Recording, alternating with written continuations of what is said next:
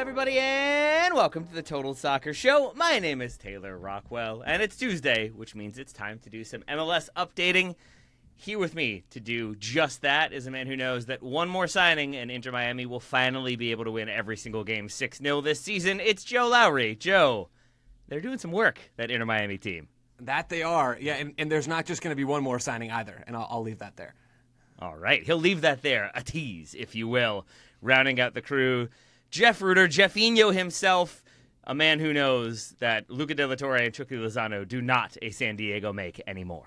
Not anymore, no, and they were the identity. It's fun with those expansion teams when, like, their first two signings that are collectively heard of are assumed to be the faces and the centerpieces of it, and then it's like, here comes Anders Dreyer, and what do we know about these two lads from CONCACAF anymore? Nothing at all. It's very Kenwyn Jones for Atlanta United. Wow, Remember that signing? good pull. That's going to be foundational. What a pull. Taylor, great pull. Josh Gatt at Minnesota. Yeah, these are the Wow. stars of yesterday. Man, You guys are making me so happy right now. I remember Josh Gatt being this like mythical figure that we weren't sure if he actually existed or played. Same with still not, Getty, frankly. Eugene Starakov.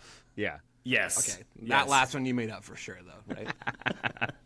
I did not make up Chucky Lozano leaving San Diego, though that does feel still wrong, but by all accounts also seems right for them, given that it feels like he never fully enmeshed himself with the team, didn't seem like it was the best fit in terms of personalities and chemistry, but also was a pretty important player for them in their attack at points in the season. I saw some supporters indicating that maybe, or arguing that maybe part of the reason why they don't go further in the playoffs is because he's not involved to kind of provide that spark. Jeff, do you buy into that at all, or do you feel like this was just a good decision from San Diego from top to bottom? I think it can be a bit of both. I think that when Chucky Lozano signed, the idea was going to be that he could be a Carlos Vela-like presence for San Diego from the jump and do similar things. Maybe not in terms necessarily of the leadership component, because Vela was obviously the captain as well for LAFC. But the idea was that, yes, obviously, Mexico star, winger, dynamic, coming in his prime, the expectation had to have been, 15 goals, 10 assists, and be the focal point of a playoff team. And, to be fair, he did okay, right? Like, I think that the thing was he did struggle to come online. Injuries kept him from starting the season well. He gets 11 goals and 8 assists, if I remember right. But Anders Dreyer really then establishes himself as the focal point. And this is something that you'll hear coaches talk about all the time. It's something we talk about a lot with Gio Reyna, right, when he was leaving Dortmund for Mönchengladbach. And the idea of if you're just not healthy when a coach is coming up with their calibrations and coming up with their team and trying to build their best lineup and whatever, well, they're not going to be able to trust you in the same way. They're not going to be able to put you in the same spots, and you are inevitably going to go from leading man to, kind of support. Now, he offered a necessary decoy, if you will, for Dreyer. I think that he kept opponents honest from actually really being able to glom onto the MVP finalist. So we will see. I don't know if you get that same sort of split focus from defenses with Pellegrino, for example, but Joe, I don't know. I guess quietly had a better season than I expected, but still just felt so far from what San Diego was projecting when they signed him. I don't know how far off he really was, to be totally honest from that. I mean, maybe a little bit in that I think probably San Diego would have guessed that Lozano and Dreyer would have been equal, maybe pulling the cart together rather than Dreyer way out ahead. I think Dreyer's success caught everybody off guard. But Lozano was still really good last year when he was on the field, right? When he was on the field. He had 15 non-penalty goal contributions in 1,800 regular season minutes for San Diego. Now, the injury line there, Jeff, you're right on the money. He was not healthy enough for San Diego last year. But I think most teams in MLS would take 1,800 minutes from a designated player who's going to give them that level of production, who's going to give them 15 non-penalty goals, and is going to be healthy when it comes time for the playoffs, right? I think, and that's crucial. Lozano was healthy when it came time for the postseason, and that is sort of where this all unraveled, was in October, where Lozano is subbed off at halftime after having an outburst in the locker room in Houston against the Dynamo, and the dude just doesn't play. He doesn't feature in key moments for the Dynamo from that point forward, for San Diego from that point forward, and it seems like that was the breaking point, more than any production or any other questions sort of that San Diego had about him. It seems like that off the field in the locker room stuff is what broke this relationship. And there's so many other odd wrinkles around this, right? I mean, it's already kind of drama-filled even just with that. But then you have Tyler Heaps coming in and adding flames to the fire, effectively, and basically just telling media on the first day of San Diego preseason, which I love this, but it's still odd, that, hey, he's not coming back. Like we don't have Lozano in the plans for 2026. And Heaps did cite sporting reasons as part of that. I don't buy that. I'm sorry. I don't think I believe that. And so all of a sudden now everybody already knew that Lozano was on the block because he didn't play in San Diego's most important games of last season. But now it seems like San Diego sort of forfeit some of their leverage unless Tyler Heaps knows things I don't, which he very much does. But unless I'm missing something obvious here, it seems like San Diego didn't have a ton of leverage in the first place because, again, the dude didn't play to end last season. But it seemed like maybe they could have postured this a little bit differently, and instead Heaps just said, nah, we're going to torpedo this thing on out. And since then, and then I'll shut up. I just find this fascinating. Since then, the reporting has been, okay, Cruz Azul. Cyril Merlot has reported down in Argentina that Cruz Azul and Mexico are interested in Lozano, and that Lozano would be fine with that. Since then, Fabrizio Romano has reported that Lozano wants to stay in San Diego. This is just a weird, messy soup, and I have no idea how this resolves itself. I don't know how it resolves itself for San Diego or for Lozano. Does he stay in MLS? Does he go somewhere else? This whole thing is wild to me. My read is that he was okay with a move if he's getting compensated the way he would like, Sure. either by San Diego or his new club or both. And I'm assuming that maybe they were hoping he would take a cut rate deal to make that happen. He's not going to do that. So this does feel like a little bit of posturing here because he's on, 6.5, 6.7 million a year, I think is what I saw reported. So Not cheap. it seems like San Diego can either eat that or not. And then they're basically losing a DP spot and he's just not playing in the lead up to the World Cup, where he could theoretically still be in Aguirre's plans for the World Cup. You never know, especially if he's in form.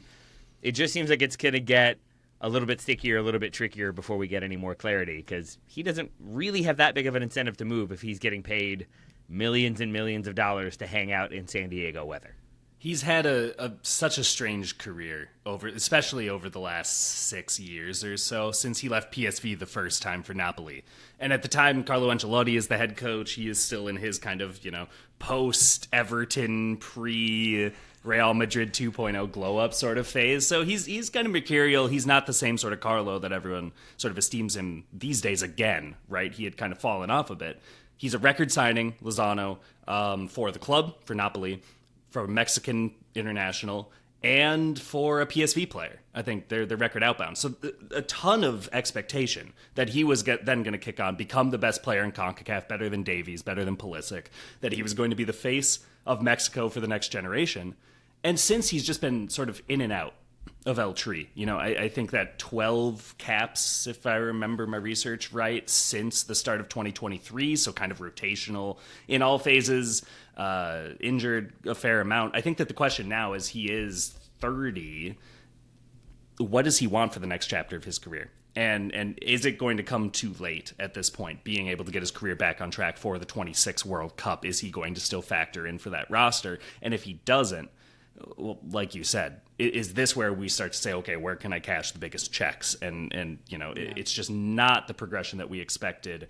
Obviously not the progression San Diego expected, because I think that this was a signing that was assumed to be, this is the spot where he is able to sort of have that back half of his career, so to speak, in his 30s, that really vaults him back to closer to the standing that we had all expected for him when he left PSV. I think you guys are both smart to look at this from the player side, right? And how Lozano's career has progressed, Jeff, from your standpoint there. And then Taylor, you're talking about the salary that Lozano's making. I think that's very, very wise to point out, because the dude is making bank. He's one of the highest paid players in Major League Soccer. It would not surprise me if Tyler Heaps coming out publicly and saying, hey, we're not going to have Lozano factor in 2026, if that was mostly to apply pressure on Chucky Lozano, right? To go out and say, hey, well, I'd rather go somewhere where I can play than stay here and do nothing, right? And maybe he would rather stay there and do nothing, or maybe he's then posturing back through Romano, right? There's all sorts of back and forth that's happening here. I'm fascinated to think about what's going to happen next for San Diego, because right now they have two designated players. One is Andres Dreyer, one is Chucky Lozano. Dreyer's on a new contract, and good on San Diego for getting that done. Mm-hmm. I don't think they're going to be a 3DP team in 2026, or maybe like ever as a club. This is a team that wants to get younger. And it would seem to me like having more U22 guys would fit into that more than having more designated players. So can they get rid of Lozano? And if they do, Taylor, because you were wise to point this out as well, can they do it in such a way that they got off enough of his salary charge that they can go out and sign a second designated player along with Dreyer and not have Lozano count as a DP? I don't know. I really don't know how that's all going to play out. But I think San Diego obviously will be better off if they can get out of Lozano, given that they don't think he's going to factor in, and add a new DP. I just am not really sure that that's what's going to happen here. I did daydream a bit, gentlemen, about where maybe Lozano could move inside of MLS, because he's had interest, that I can say for sure. Other MLS teams have knocked a little bit about this. I don't know to what extent or anything along those lines. But I have 3 proposals for you all, and I want to hear what you think of them. So let's start here. Charlotte FC. Now, the precursor here is they don't have a DP spot open, but they are trying to move Leal Abada. And so let's assume that gets done. They would need another winger. Would that work? Jeff, Taylor, do you think that might fit here? Are they just going to take all of San Diego's cast-offs? Is that the plan? Yeah, that's true. Okay. De How La much Torre of this first, is informed? and then Lozano. Yeah. Luca De La Torre, Chucky Lozano, just move them on and see if maybe San Diego had it wrong? Yeah, sure, why not? I mean, both those guys were good last year for San Diego, so I think Charlotte could do a whole lot worse on that front. I think Charlotte would need a winger, really, is what I was thinking about here, is they have the 10 in BL, they have Zaha on one side. They probably would do better with a right winger, and Lozano did play on the left last year, so I don't know that it's a perfect fit. But, Jeff, it feels like Charlotte are willing to spend money, right? And that's another huge part of this. The teams I have on this list, there's 3 of them. They all need to be willing to spend. Yeah.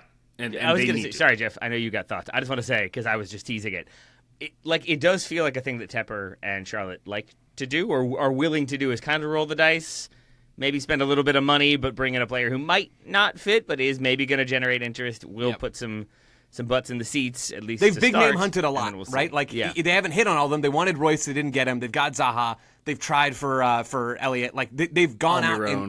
Exactly, right? They've been trying to swing, and that feels like this would be a sort of weird, truncated swing. But I think it might. And to both of your points, like, it's not the transfer fee up front on top of it, because while they have had an ambitious target list. I think Calvin Stengs was in there as well at one point. They haven't really spent on the transfer fees as much, and so being able to bring a player from within the league with the star power and presence, I could see it. I just have a kind of a hard time picturing him in a Dean Smith setup. Good point. Good point. Tactically, it feels weird. That's a good shot, Jeff. All right, so maybe not Charlotte. Next up is the LA Galaxy. They have an open designated player spot because of the Ricky Puig thing. A little weird positionally, right? Because they've already got 2 guys starting on the wings.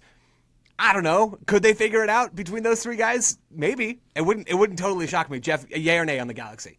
I don't know who's doing the hold-up work there, and none of them. None of them are, right? Or the central channels, even. I guess Chucky is probably the most likely to be like the second striker there. I can squint and see it, though. I can. The other thing, though, would be I have a hard time seeing San Diego wanting to leave him in California.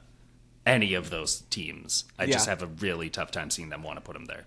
I think San Diego would put him anywhere where somebody's going to cover a huge chunk of his salary. But point taken, Jeff. I don't imagine that would be their first choice. My final one here. I've co-opted the host seat for this little mini segment I've created.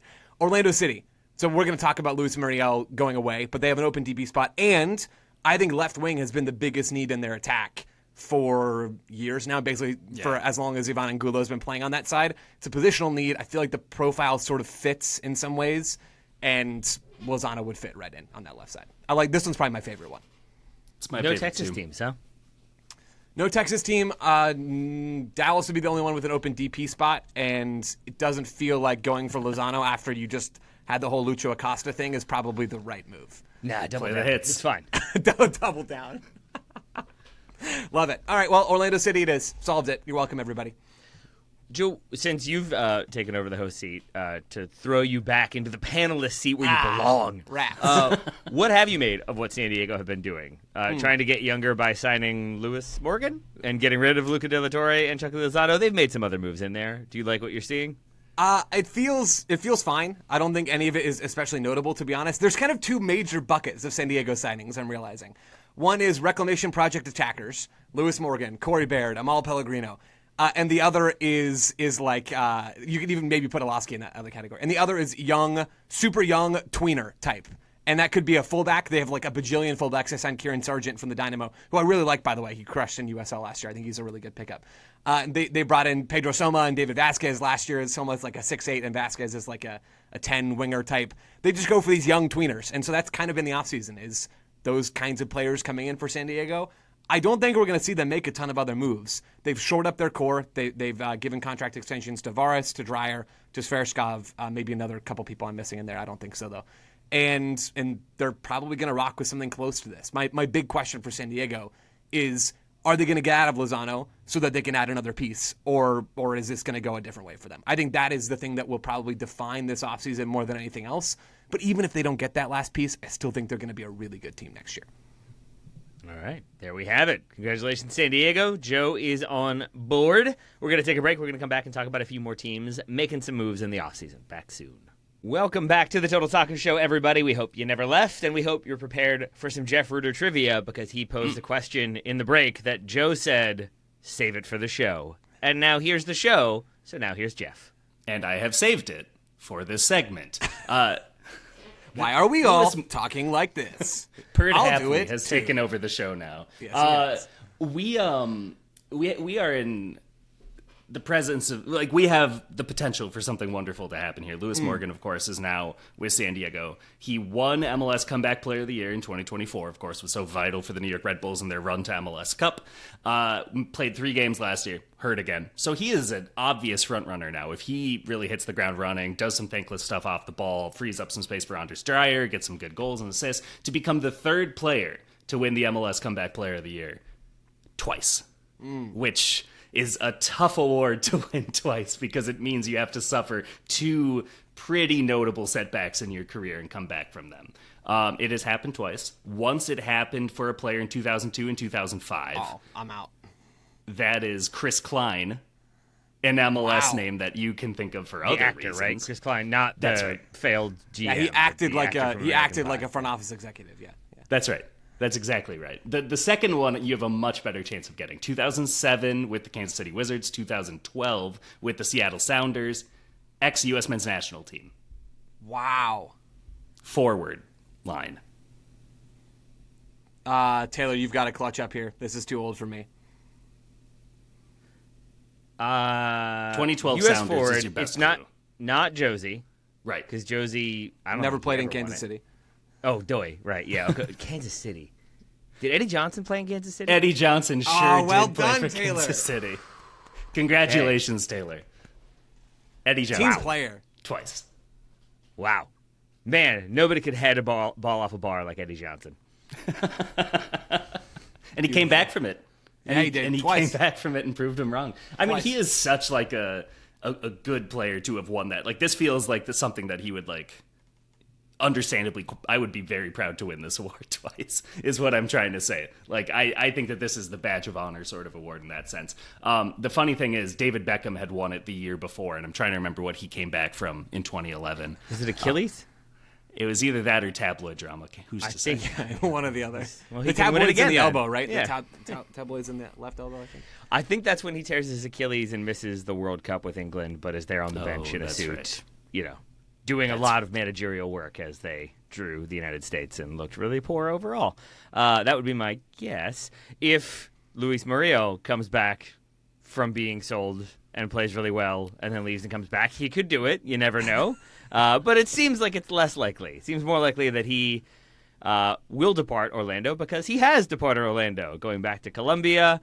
Lots of debate around how good, or rather if he was good for Orlando. It doesn't seem like anybody thinks this is a bad move for him or the club, but some debate as to whether or not he performed well, was a key performer for them. Lots of people pointing to a number of his goal contributions last year occurring in basically 2 games where he scored 5 goals.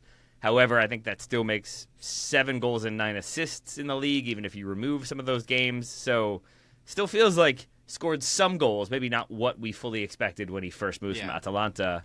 Would love to know where you all weigh in on Luis Muriel's time in Major League Soccer.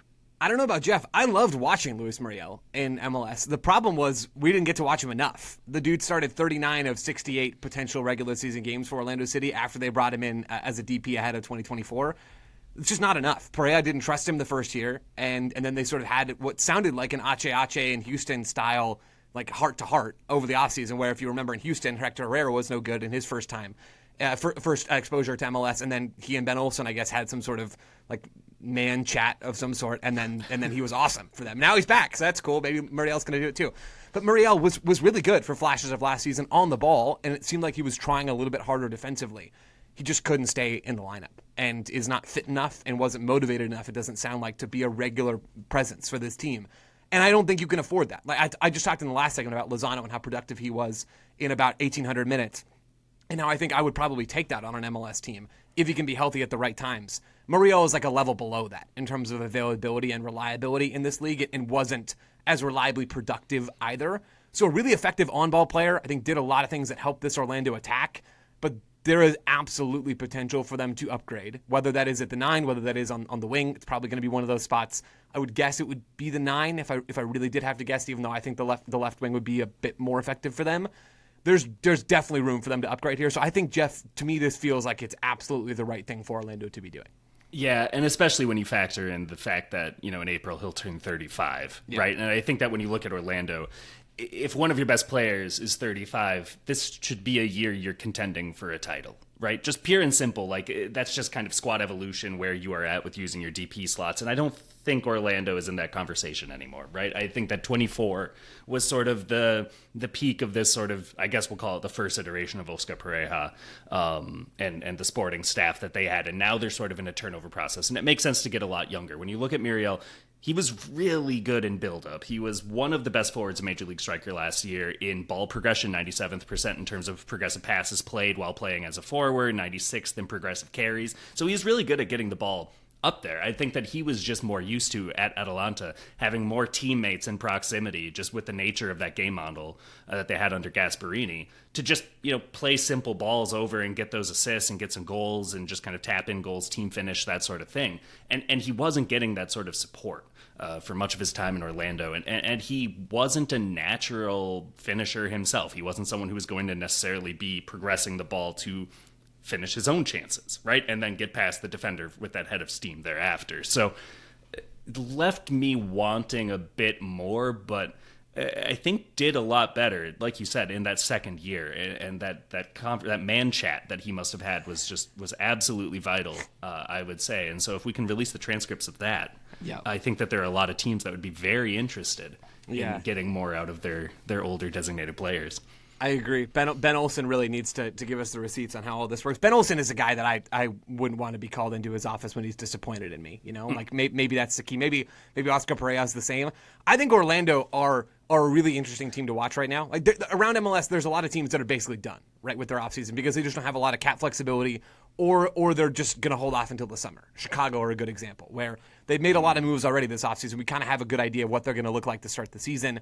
They have an open DB spot, but they're not going to spend it now. They're going to wait until the summer. Nashville are another example, where maybe there's something left for them to do, but they grabbed Espinosa. They brought back a ton of players. They added a center back to replace Walker Zimmerman. There's a little bit of a question around how much production they're getting out of the goalkeeper spot, but it's basically done. Orlando are not quite done yet, where I think they have a couple of potentially big moves left in them. They're going to be able to sign a designated player, and I would absolutely expect them to do that in this window, though it is possible that they would hold off and wait until the summer, but I would expect it now. They've also already made a lot of interesting moves. They've shipped off their one U22 initiative player from last year. They've already signed 2. I believe both are Brazilian. Tom Bogert has reported that they're in talks to sign Brazil's U20 captain as a center back, and I think it's coming from Flamengo. I had people text me unprompted that dude is really good, so I don't know if that's true or not. I haven't watched him play, but it seems like that could be something, and I don't tend to expect much from U22s, but maybe there is something there. In the short term, I don't tend to expect much from them.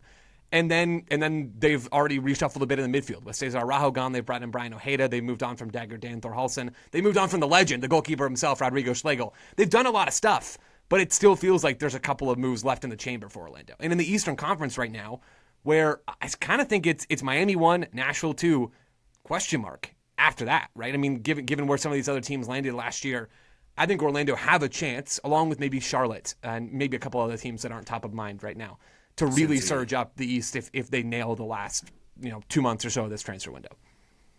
Has Orlando been linked with Richarlison at all, or is that just a thing that their supporters have been linking them with?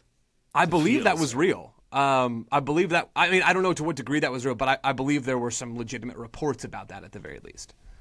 Would you all be in favor of that, or would you rather them continue to kind of build the roster the way they have been this offseason?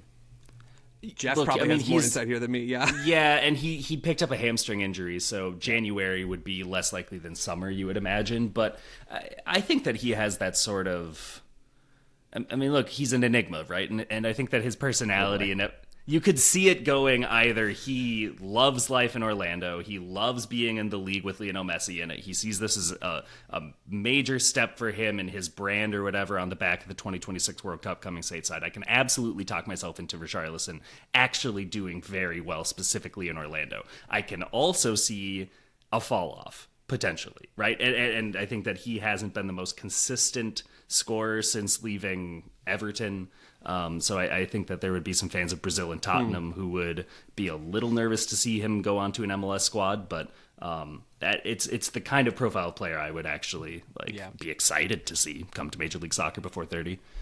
Jeff, I feel like you just did. There's a comedian I used to enjoy who had a bit about when you do the person is the person, you're kind of telling on yourself. So it's like, what's it like working with Bill Murray? Oh, he's great. He's so much fun. He's so enjoyable. Whatever. What's it like working with Dan Aykroyd? Oh, he's got great energy. He's got great ideas. What's it like working with Chevy Chase?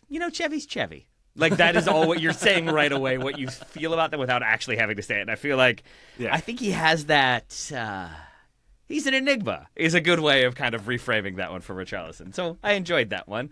I also enjoyed spending a good 30 seconds contemplating how little I would enjoy being called into Ben Olsen's office as thrown out by Joe. Told you.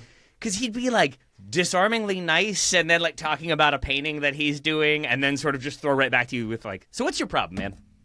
And then just stare at you. And I feel like it would be very I don't know, Ben. off-putting You please tell me, but don't yell at me. Yeah, exactly. All right, so we're covering a lot of ground here. Let's move to Austin, shall we? A thing that Facundo Torres is going to do. Jeff, starting with you, is he the creator they need? Does he elevate their ideal attack? Austin paying Palmeiras $9.5 million to bring him back to the league. Orlando has a 25% sell-on fee, so they're going to get a cut of this transfer. But does he serve as the provider that they need? No. Okay. And I'm just so confounded by what Austin is doing right now because they are spending money more than most MLS teams are. But I don't think that we're looking at that as like spending towards trophies in the same way that every other team that spends in this bracket. Like, look, like he won't be a record signing, right? That's still below the Brandon Vasquez price point, which is just And the Azuni, like I believe the Azuni fee is the record, but yeah. My God. So here we go. Okay. These aren't necessarily coherent. I don't really see how they come together because when you look at Facundo Torres, he was really consistent with Orlando when I would watch him in terms of his ability to get into spaces, dangerous areas in the final third where teammates could get him the ball. He was really good at progressive pass receptions. He was good. I thought dribbling, getting past one or two defenders and getting his head up. His instinct is to shoot. That's not really going to help Brandon Vasquez vet back into the team when he recovers from his injury. Transition-wise, he also at times with Orlando could gum down their ability to actually catch a defense on their heels because sometimes he would be moving slower with the ball and not looking up and trying to play the instinctive pass to then make off-ball runs instead of continuing his dribble. And so I just don't really see the fit with Vasquez in particular, and I think that that's the part that gives me concerns. Now, keep in mind, he still scored 14 goals in each of his last 2 years with Orlando, right? And he was one of possibly the best attacker on a conference finalist in 2024 as well. So there has been upside. I just think that there still is a lot of work that needs to be done in terms of chance creation, whether that's going to come from wide areas from the fullbacks, whether that's going to be coming from, Owen Wolf when he comes back from his sports hernia, playing in more of that role, or if it's going to be another creative midfielder who's pulling strings. But right now it seems like there's going to be a lot of space between that forward line and the midfield, and that's always very tricky to adequately bridge if you don't have that go-between number 10. And to underscore sort of, I think, what we all think of, and Taylor, it seems like you're on board with this given the question you asked Jeff, what we all think of as being one of the big problems for Austin right now is that they didn't create a lot of chances last year. And they didn't have this incisive final third passer to feed the two number 9s, Vasquez and Uzuni, in a way that actually made the team dangerous in the attack, outside of set pieces and outside of the occasional fast break chance, although they weren't especially good at that stuff either. Who was that player? And it seems like it was sort of Owen Wolf by default last year. And I think Owen Wolf's a really good player. I think he's a very useful MLS player. That's probably not ideal for him or for the team that is asking him to do that, right? So who's going to be providing the service to the forwards, right? I think that is the question. And Facundo Torres is just not that player. Last year, Austin finished in the bottom 4 in MLS and passes into the final third and passes into the box. Now, to be fair to them, they were, I think, the 6th lowest team in terms of possession last season. But even still, that means they're sort of like underperforming if everybody finishes exactly where they are in possession in passes into the final third and passes into the box. Austin still underperformed there. And the eye test pops this as well. There's probably better stats I could use to underscore this point. But it's clear that Austin needed a way to become more dangerous on the ball and to access the final third and to access the box. And most importantly, to access their $23 million plus salaries that they spent in their 2 forwards. So how are they going to do that? Well, they had a DP spot open, and according to Tom, they're going to use it on Facundo Torres, who, to Jeff's point, scored 28 goals in his last 2 seasons in Orlando. It is a useful player. Like, the dude is a good player. I would not have a problem having Facundo Torres on my team. At the same time, I believe he was in the 24th percentile in expected assisted goals for players at his position in 2024. I guess it would have been his last season in MLS. Mm-hmm. That's just not good. Like, he is clearly not that player. He is not going to be a provider. So the question is, where is that going to come from? And there are ways that it could arrive, right? So Austin have traded for Joseph Rosales in this window, who's one of the better outside back chance creators in MLS. Also a bit chaotic at times, so maybe not exactly the player you want to bank an attack around. I would certainly not do that. But he's arrived. Maybe it's a by committee thing, and you think, well, Torres is going to give us more than Bukhari on the right in terms of everything. So we get 3% better over there. We get 3% better on the left. Owen Wolf takes a 3% jump, and all of a sudden we're a bit better at creating chances. That's one possibility. Another is that, you know, there are other teams in MLS who don't use like a classic chance creating type of player, right? I think about Philadelphia in that mold. They don't have a single like quote unquote number 10 and provider to feed their 2 strikers. And they're typically a pretty good team. So the way they get there, though, is by using their system to be that. And I didn't see any signs of Austin doing that last year, of being aggressive and vertical to the point where their forwards are just naturally getting the ball in really good spots instead of having someone to feed them. So I don't know how this comes together for Austin. I think they're going to be a better team this year than they were last year. But everybody else is getting better, too. And I still don't see this team as like a real trophy contender, even after they spent an absurd amount of money on this roster. You guys are talking about his last MLS seasons. Last year with Palmeiras, 10 goals, 6 assists in over 3,300 minutes, 61 appearances, including a few at the Club World Cup. That is not a ton of goals and assists, goal contributions for a player who played that many minutes.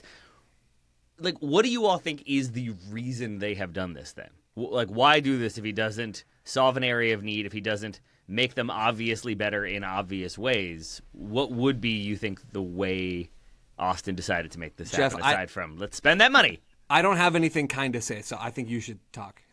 I don't have anything all right off the hilt either, but I would say that this reminds me a lot of Sebastian Driussi, where it's the idea of a player who is fun on the ball, a player who can do a one-man counterattack or a two-man counterattack.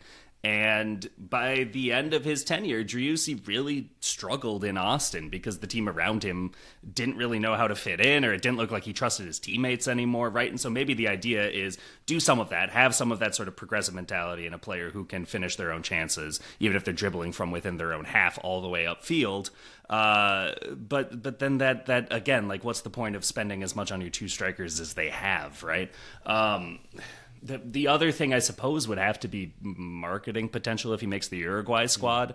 But I don't really think that's a wise usage of a designated player spot at that point. And I don't think that he's a shoo-in for the Uruguay squad either at present. So it's kind of a screwy one. What's really funny too is I've seen Palmeiras fans respond by being like, "Oh, maybe this means we can get Thiago Almada," and I'm just like, has everyone run out of ideas of like players to sign? You're seeing so many MLS, like Mateus Bogus going in to Houston here. Like, why are we back to a moment where we're just kind of cycling through the same 2 dozen players in these rumor mills or in these actual signing announcements? It just we're seems... not, Jeff.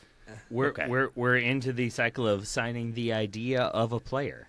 I'm obsessed with that idea, and I hope they are as well. Torres could make the Uruguay squad. I think he's played a few times for them recently, including against the United States. He gets some minutes in that one, but those are kind of experimental friendlies. Who knows how much that will matter? Yeah. Still, a very interesting position for Orlando as we go to break. Inter Miami in a slightly stronger position than Orlando. We'll discuss them when we come back. Welcome back to the Total Soccer Show, everybody. We move to Inter Miami now and continuing to make offseason moves, including signing a German, but not one from Bayern Munich. This one from Mexico, Germán Berterame, signing for Inter Miami, or it seems likely will sign for Inter Miami for a reported fee of around $15 million from CF Monterrey. Joe, what do we think? Another DP from Miami does make their model sort of interesting and their roster construction even more interesting. Also seems like with 68 goals and 15 assists for Los Rayados since joining in 2022, they're getting a goal scorer, Miami. It certainly seems that way. And again, you said it, Taylor, but just to underscore, this deal is not official by any means, although Jorge Mas just did come out and talk about it, which I love. He's just, tossing everybody out there. I'll make comments about this publicly. It doesn't matter. We don't know if this is going to actually happen or not, but that is the latest reporting from The Athletic and others, is that this seems pretty far along, and Mas has talked about it. So he probably feels pretty darn good that this thing's going to happen. Go ahead, Tim. I didn't know until reading about him. Worth noting, it might seem pretty far along. You are correct to throw a little bit of cold water on a joke, because what? Portland triggered his release clause, and he said no, and then Cincinnati triggered the release clause, and he said yes, and then still didn't go. Yeah. So you never know, but you would assume that Miami with Messi, maybe an easier sell. I third time's a charm, isn't that the old expression? Yeah. This, I don't know about y'all. When Messi's involved, yes. Exactly. This is not what I thought Miami was going to do for two different reasons. The first is maybe the most obvious one. He's not a big enough name, I guess. That's kind of the simplest way I could phrase that. Is he's not Giovanni Lo Celso, who's not a huge name, but is a Messi adjacent kind of person who's played in a major European league. He's not Neymar. He's not any of these guys. He's Germán Berterame, who's a good player, but is just not at that name recognition level. That's part of this. The other thing is, I didn't think my theory, Joe. Please go ahead on that one. Because he is at this point a Mexico international. We assume will make the World Cup, but born in Argentina, naturalized to Mexico. So I'm going to assume it was just, he's from Argentina? Cool. Check. That'll work. Done. That's fine. That's all we need. That's the bit with Miami. I think you're right on the money there, Taylor. That's a really good point. Yeah. The other reason I didn't think this would happen for Miami is I didn't think they would sign a striker as a designated player after how good their front three worked to end last season. And maybe that's me over-indexing on a short sample size, and Miami are actually doing a really smart thing. I'm kind of coming around to that the more I think about this. But Messi is a 9 with Allende on the right, who's back, by the way, officially now on an 8-decade-long contract. And then Silvetti on the left. It worked really well. It worked really, really well to close out last season, both defensively and in possession. You had the verticality from Allende. You had Messi as the possession hub. You had Silvetti doing a bit of both on the left side, and Suarez on the bench. And I thought that was going to be a run, let's run it back kind of front three this year. You don't drop $15 million on Berterame if you're not going to play in big minutes. So now all of a sudden you've got Allende playing on the left and Silvetti playing on the bench, or Messi playing underneath Berterame and only two center. I don't know exactly how this all fits together, but the one thing I do know is that Berterame is a proven goal scorer at a high level in CONCACAF. And Mas has talked about how the goal for the team this year is to win CONCACAF Champions Cup because he wants to be back at the Club World Cup. And going out and signing a guy who's scored goals for Monterrey, who knows this region, who knows what it's like to go and play on the road in Mexico because he's been playing at home in Mexico, that is the real hook, I think, here for Miami, is that they want to win CCC, and signing a guy like Berterame is going to help them do that. It nailed it, and that was my note too, was that this looks like one that's made for the CCC and also has an ability to maybe keep Messi from having to play 90 minutes twice a week from the start of the season. But he's going to. No matter what, he's going to It'll be hard that. to keep him from it, right? Don't get me wrong, but the idea is maybe the dependence on him being on the field for every one of those minutes maybe isn't the same, especially even just in the early rounds as you're getting other players like Berterame, but also like the Silvettis, the Allendes, the others, integrated into the group and see what different combinations can do so that you are also able to be stronger in the league with some rotation. Another sort of drop in the bucket of Berterame, the wild card here. I also remembered in 2022, he had signed as a free agent with Atletico Madrid, and then 3 weeks later was sold to Monterrey for $8 million. And which is just like unheard of and kind of screamed like, why is their money changing hands on this one? Why did Monterrey decide 3 weeks later that a guy you couldn't get for free was definitely worth paying? So they've recouped that. So in a weird way, Miami has actually helped one of their rivals for the CONCACAF Champions Cup by giving them money for a player they could have had for free. Just squirrely, just a really strange one. I agree with everything Joe said as well about the combinations now being an open question again, though maybe they like having a little bit more unpredictability about how they'll line up going into the season so that opponents aren't glomming onto, well, look what they did in the playoffs, and they're going to be playing that way, right? I think he will offer more than Luis Suarez did in 2025, as well as a strike partner for Lionel Messi. So I see it in those ways, but I'm with you, Joe. I thought midfield was a really obvious place for them to focus this third DP slot, but... Sorry, I do want to be clear. This isn't what I expected, but I do think there's a lot of logic to it, right? I mean, Miami are going to play a bunch of games. Jeff, what you said about Messi is right. I mean, like, you would like to be in a situation where he doesn't need to play every single minute of every single game. The only way that's going to happen probably is if he's injured, because Messi plays when he wants to, right? And he wants to play all the time, which is part of what has made him so great. But Father Time comes for us all. I know Diego Chara is trying to prove that it doesn't. It does. So the question is, how protected are you when Messi goes down? I think with this move, Miami are more protected. Like that they have added another starting level 9, where it seems like Suarez is now going to be an off the bench guy on this contract. It's going to work really well, I think anyway. I just don't know exactly how the specifics come together. But the good news is that's Javier Mascherano's problem and not mine. It also doesn't seem like Inter Miami have a full idea of how that will work, because this would lock them into 3 DPs, right? Which is 3 DPs, 3 U22s. They have 4 U22s on the books right now. Sayonara, Tomas Aviles. See you later. Yeah, that seems most likely. There's also interest in Talasco Segovia, but Segovia, I think, could be restructured so then they would be compliant. So not that big of an issue. The big question for me, Joe, over-indexed on a short sample size. Is that glasses for recency bias? Is that glasses? Oh, that's good. Maybe not recency bias, but just like taking something too seriously. I don't know. Is that? I feel like that's a better translation. Yeah. Sorry, I only speak occasional glasses because I do wear contacts, so I'm not like as fluent as I'd like to be, but I'm almost there. I think it just stood out because it was one of those, like, and who hasn't done that, over-indexed on a short sample size? We've all been there. I don't know if I have. But now, I still don't know. All right, well, let's leave Inter Miami there, and let's move to the trend that Jeff has already discussed of, I guess, everyone just kind of running it back and trying a thing that's already happened and seeing if it'll work better this time, because Mamadou Fall, now with St. Louis, Jeff, the 23-year-old Senegalese center back, started with MLS, with LAFC, then was gone, then was back, then was gone, then was back again, and is now back again, but on a permanent basis, but still wants to leave at some point. That was key in the reporting, that he will still go to Europe at some point, according to him. But for now, he's all St. Louis's.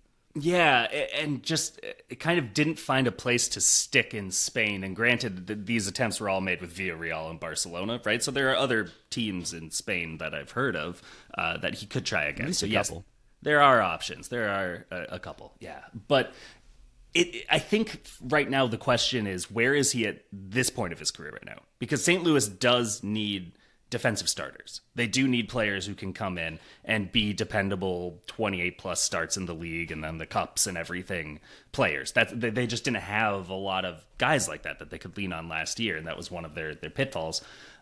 He's 23 years old at this stage. He was sensational with LAFC under Bob Bradley, right? And emerged very quickly in 2021, was a crucial part of their 2022 MLS Cup side as well, learned from Giorgio Chiellini, and it really seemed like he was going to be gone, and stick somewhere else at a higher level. So at this point with those setbacks, how does he approach this? Is this sort of the, yep, I'm doing this and I trust that Yohan Tomé is going to be able to get me to the next step that I need to in my development so that I'm able to go right back? Or is this this is a really good level for me to be at for a while and back burner? And I think that the latter maybe helps him settle into St. Louis a little bit better if he is fully like, this is where I am and I'm not using this as a stepping stone with every single move I make.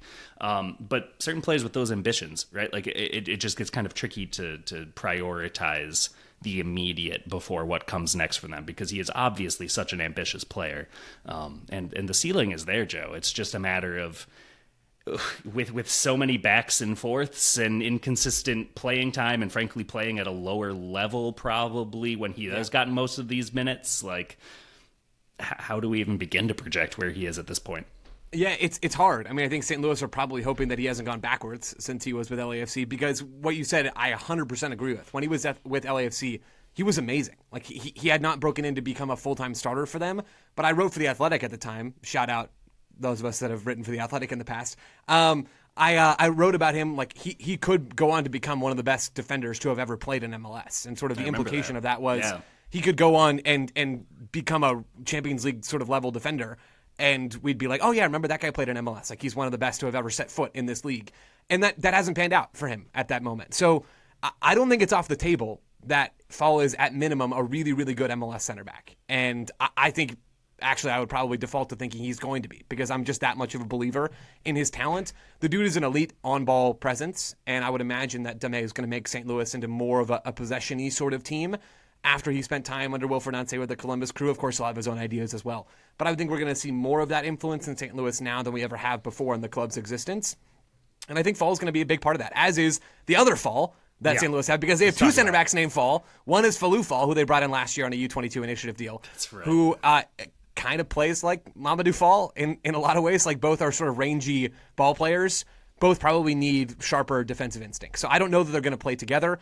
Maybe they do play together as two-thirds of a back three. I don't know if this comes together, but I am liking some of the moves that St. Louis are making this winter. They grabbed Daniel Edelman from within the league, high floor, fine MLS player. Like, he's a good piece to help make St. Louis suck less, right? That's really what he is. Mamadou Fall, I think, is a huge high upside player whose floor is actually still pretty high as a center back in MLS. And then they earlier this week, I believe, inked Conrad Vollum to a permanent deal. And he was on loan with them last year, played a bunch of different positions, was really good for them last year, probably best as a right wing back, but can play in central midfield as well. Since Corey Ray and Deme have come in, I think this club has made some really savvy moves. So they're still, at this point, I don't think positioned to be very good in 2026, but there's time for them to make some more moves. They still have some flexibility. And I think St. Louis fans should be pleased with what the business has been so far this winter. I have a question about LAFC specifically. Like, where do you all put them in terms of talent evaluation and identification and signing in terms of other MLS teams? Are they near the top of the league? Absolutely, Yeah. they are. Okay. Yeah. Like top 3, probably. I believe I saw that this would be their 6th or 7th player that has left the club and then been signed by an MLS team a year or two later. Because you've got Fall would be one, Atuesta, Bogus, Arango, Cifuentes, and Rossi. Yeah, wow. Wow. So, like, there's an idea that, like, our MLS teams just sort of being like, who did LAFC sell? All right, we'll get him in a year. Just keep an eye on it. Keep That's tabs. a See what's great going point, on. Taylor. It's a really, really We're good not point. clever anymore. But, We I mean, aren't. to be honest, like, other than the fact that you have to pay a premium if you're Houston in the Bogus case, which that's a different topic for a different day, probably. That's not a bad strategy. Like, right? Maybe I'm just a sucker for all these LAFC players because they were on that great Bob Bradley team, and so maybe all of them are actually going to be worse than I remember in MLS. Like, I'm high on Cifuentes in Toronto. I think that pickup made a lot of sense. I'm high on Fall in St. Louis. That's a great shout, Taylor. I had not thought about it in that way, but you're right. There are receipts. MLS teams doing this over and over and over again. I think that was a Reddit point, so credit to Reddit. No, I'm you still found stuck it. on. Taylor original. Is it the fall line? Is it the fallout zone? Nice. Nice. Yeah, there's lots There's of gotta branding be some good opportunities here. Yeah, I put this out on social media, like how excited I was about Mamadou Fall signing for St. Louis, and I had multiple people in my mentions saying they'll be able to fall back on their back line all year long. That was Ben, right? I think who tossed out my way. So good it hurts, Ben. So good it hurts. Fallout Boys? Oh, that's not bad. That's maybe That's a a little really good dated. one. It might be a little bit dated. Yeah, it's fine.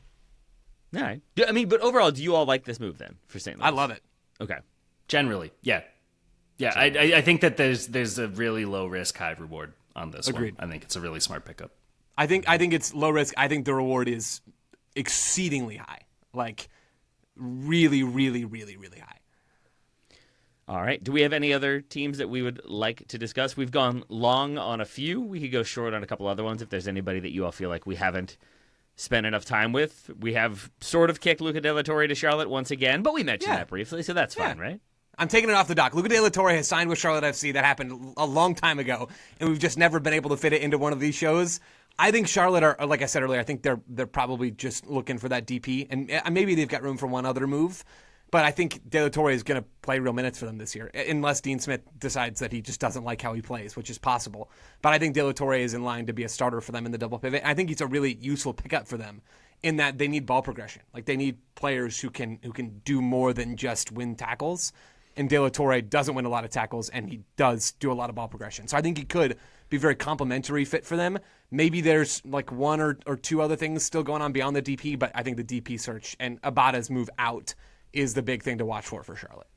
Yeah, I mean, only 2 teams had fewer chances created per game, Dallas and Toronto, than Charlotte last year. So for all of their success, for that winning streak that they had, a lot of those were 1-0s. A lot of those were really sort of nick it and, hard-earned goals and that sort of thing. So trying to get something that's more dependable in possession makes a lot of sense. Also factor in the fact that they're starting midfield. I mean, Ashley Westwood was 35 a lot of last year. Brant Bronico is 30 years old. So being able to bring in someone who's younger to bring in those minutes, I think makes a lot of sense. Someone who is actually in their prime also, just with where this squad is, with how old other parts of the squad are, it makes a lot of sense to get someone who can come in and immediately contribute rather than a developmental player. De La Torre has I don't think that he will have looked at that San Diego move as having gone to plan, to say the least. I think that when he had signed, the idea was this is what's necessary to vault him back into sort of U.S. men's national team mainstay discussions, right? And I still wonder if he can work in, because I think that he does approach like kind of a box-to-box role in just a different way than a lot of players in the pool do, but it's getting congested, and we have more players that we're looking at, like Christian Roldan, as like, yeah, that guy's on the plane. Or bus, I guess. Are they going to take a plane if they're staying within the country? Probs, yeah, probably. Probably. He's on the train. Get him on the train. Yeah. Yeah, exactly. Or if nothing else, he can be the air traffic guy. Yes. Right? Because right now there's a shortage of those. So maybe he can help there for the national team. But with him, with Eric Williamson, I think that it's interesting. There's some combinations that Dean Smith can do there in the engine room. And I would imagine that Luca De La Torre will be a pretty crucial piece for them in that sense. And then Chucky Lozano on top. I look forward to it. Gentlemen, I have enjoyed this episode greatly. Facundo Torres, Joe, thank you for all of your time and energy and thoughts and expressions like over-indexed on a short sample size. Hey, right back at you, Taylor. Jeff, the same for you, but without the glasses. Thank you. My pleasure. Thank you. Thank you, listeners, for sticking with us through this one. Hopefully you've enjoyed some transfer speculation and transfer talk. How could you not? It's the best thing. We very much appreciate you all listening. Tell your friends, tell your colleagues, tell everybody, and we'll talk to you very soon.